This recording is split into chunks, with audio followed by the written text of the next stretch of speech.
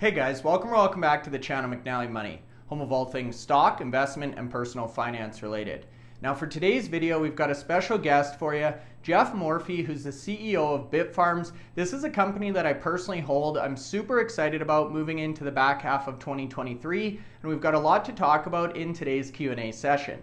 Now before we get into it, please take a second, hit the like button, you guys. It's a big help to myself and the channel. If you're not already subscribed, McNallie Money, feel free to join. We'd love to have you as part of the community. And let me know in the comment section below if you're currently holding shares of Bitfarms, how you think they stack up to some of the other miners, and if you have any additional questions for Geoff that we weren't able to get to in today's presentation. And with that being said, let's get into today's update.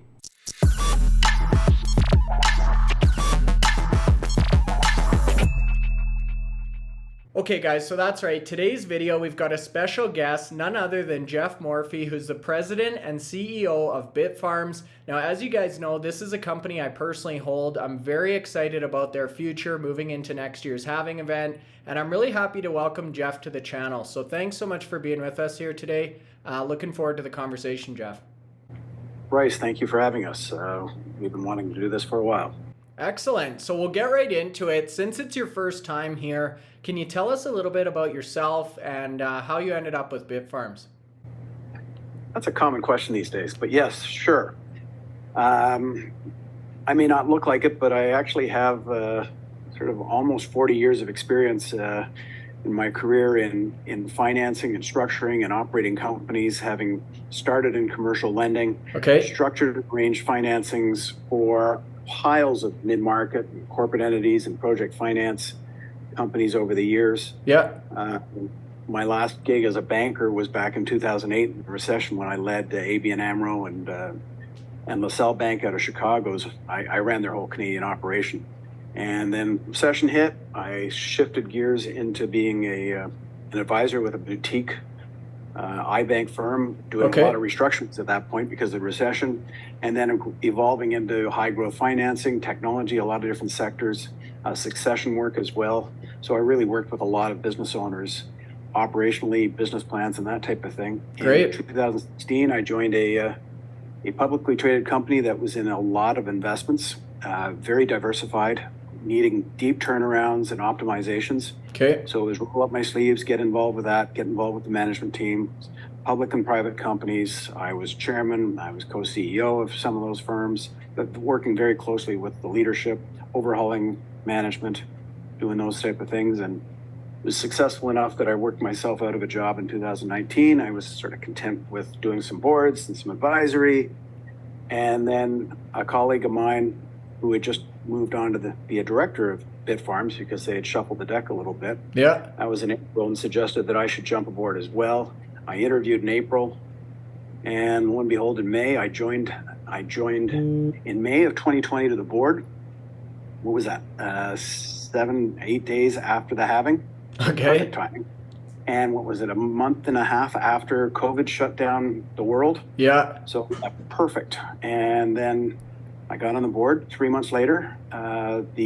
Everything shut down. Our CEO and chairman are stuck in Buenos Aires, and our senior officer, the COO and CFO of the company in Canada, we had 5 farms at the time in Quebec. Okay. And he quit. He resigned. I guess he saw greener pastures somewhere else, and so the board asked me to jump into management.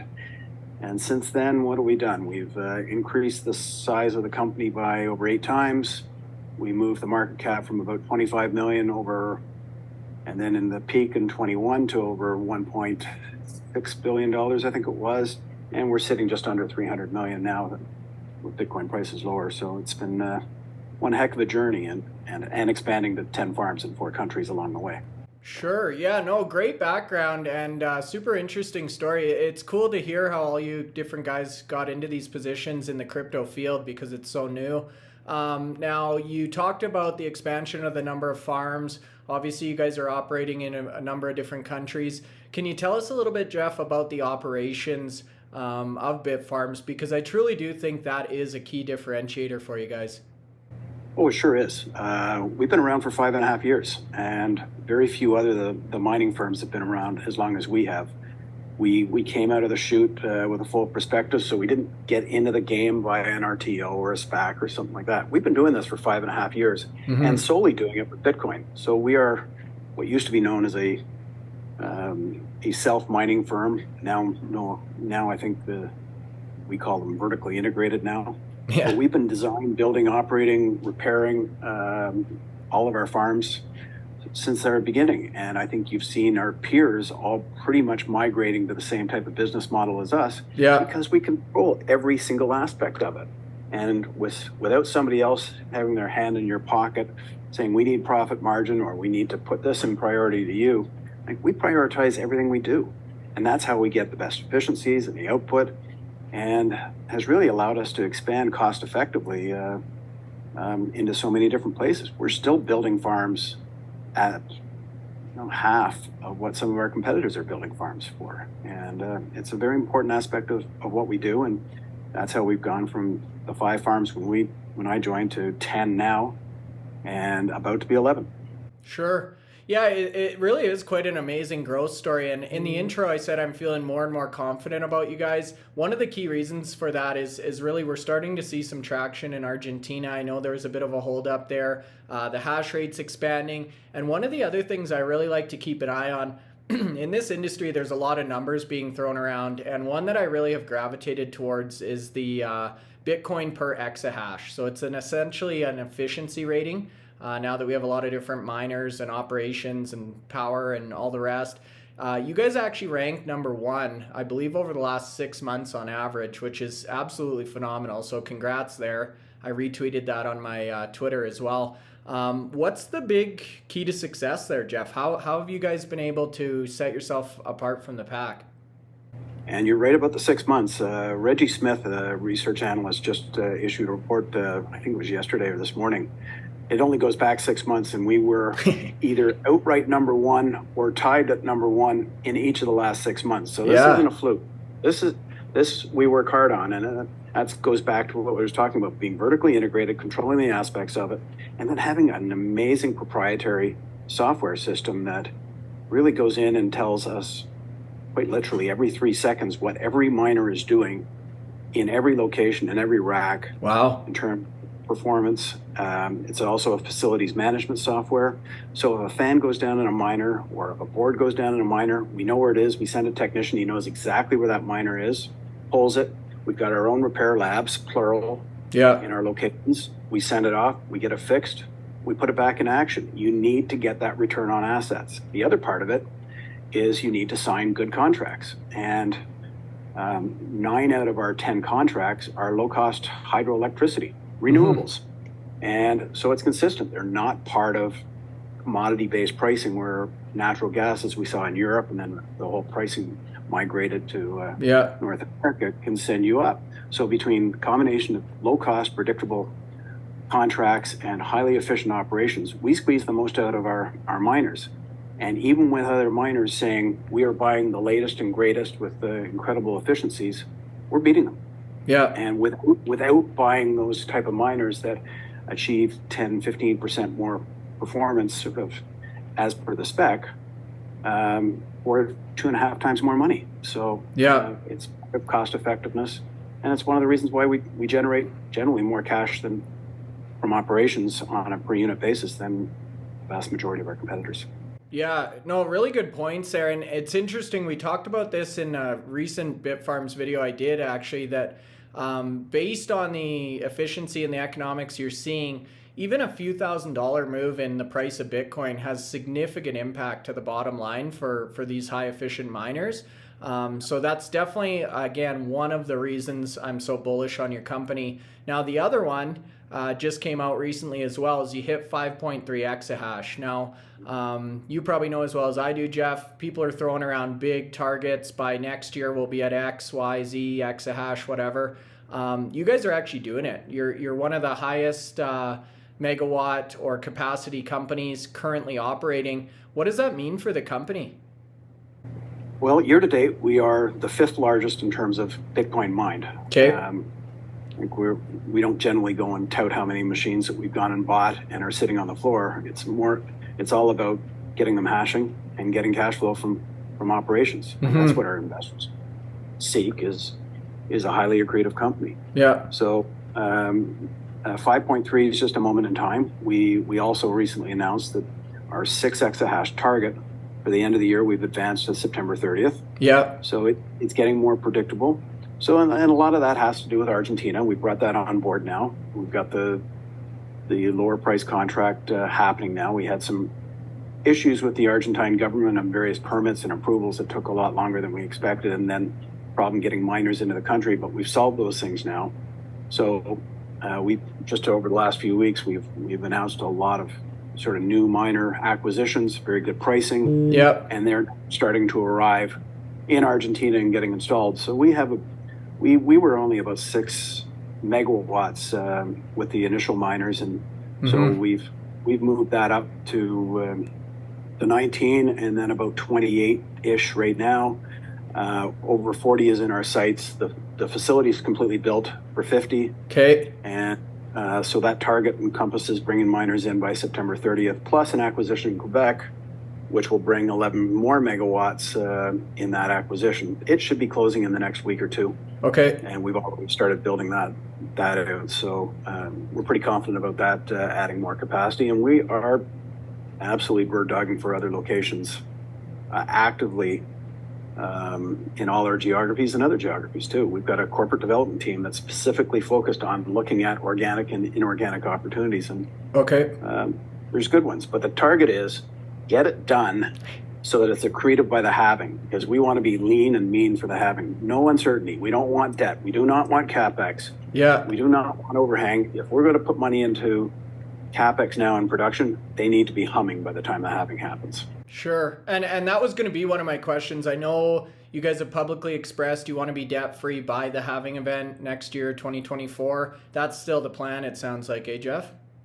For sure. Okay. June of last year, we had 165 million of debt because things were still reasonably good, and we didn't want to dilute our shareholders, so we took a fair bit of debt. Yeah. And when Bitcoin prices started falling, it just did not make sense to have these type of commitments and overhangs. So we sold some Bitcoin. We brought our debt down. We also took advantage of BlockFi's bankruptcy last November. So in January and February, we negotiated a sizable discount on repaying that debt prematurely. And sum total, we've gone from 165 million down to just over 17 million now. And that's scheduled, that's a minor finance deal. Yeah. And it's scheduled to be fully repaid by February of next year. So excellent. We're in good shape. And our cash flow right now, even with these prices, covers all OpEx, covers our scheduled P&I and more, so that we're actually adding to our HODL right now.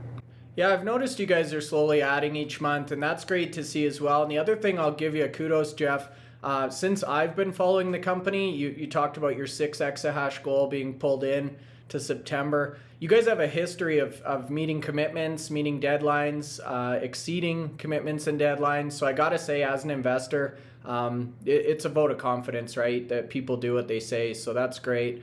Now, the other thing I noticed, I went through that Cantor Fitzgerald 110-page light read the other day. And I noticed the analyst there had said, in their opinion, based on your current infrastructure, a large portion obviously in Argentina, they believe you guys have the capacity or could get to the capacity of about 11.15 exahash, I believe. Is that possible? And if so, when would you think you could get there? It's possible. I think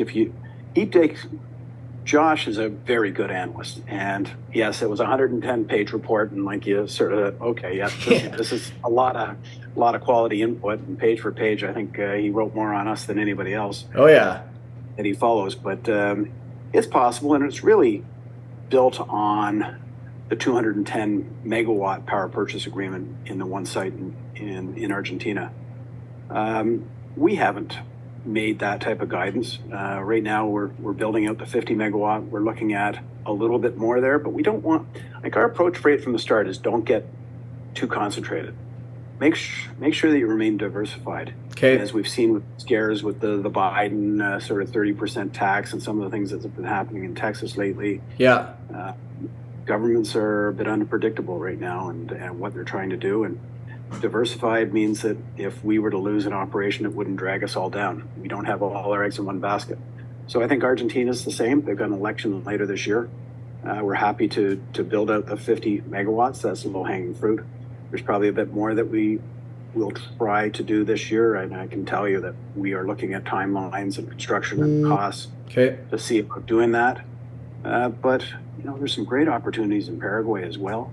There's acquisition and expansion opportunities in the U.S.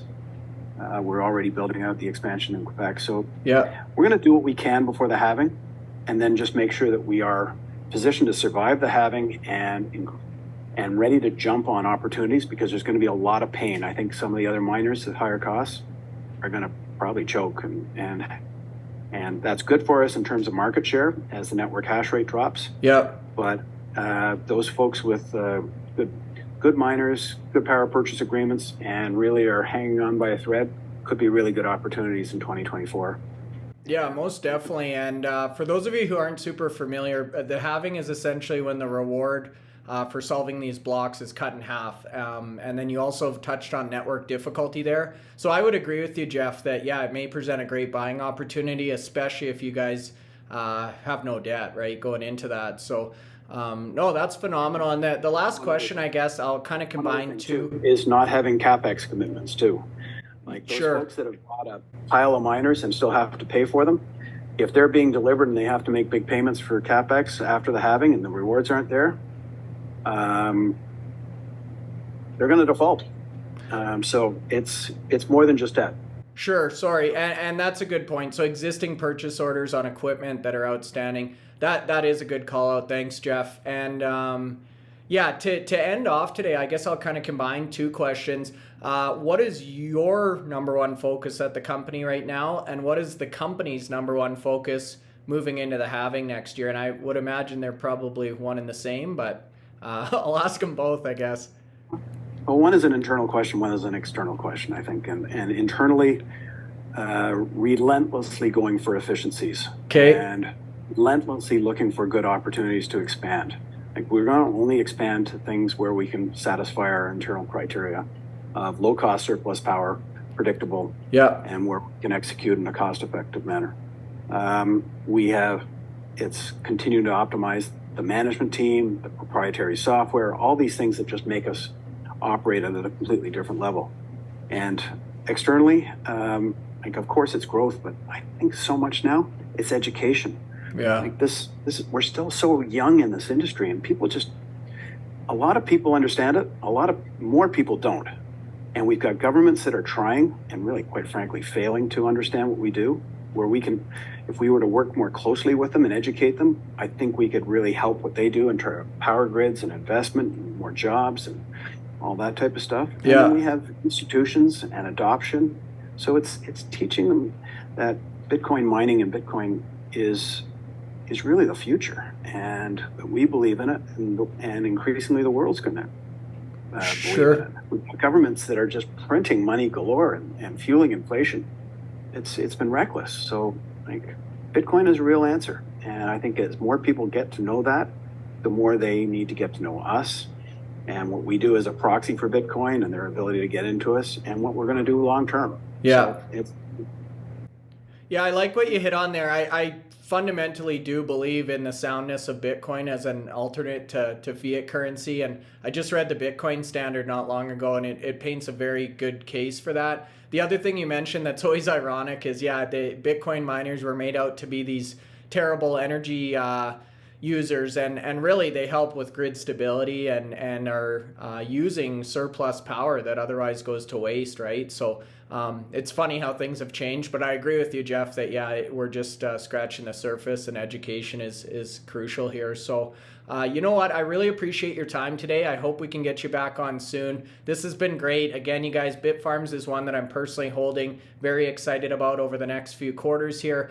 If you're still watching the video at this point, you guys, feel free to leave a comment in the section below. Next time we have Geoff on, we can get to that. Leave a comment, leave a like, and if you're not currently subscribed to the channel, make sure you join. Geoff, thanks so much for being with us here today. And if viewers need to find out more information, where's the best place to do that? Of course, our website, bitfarms.com.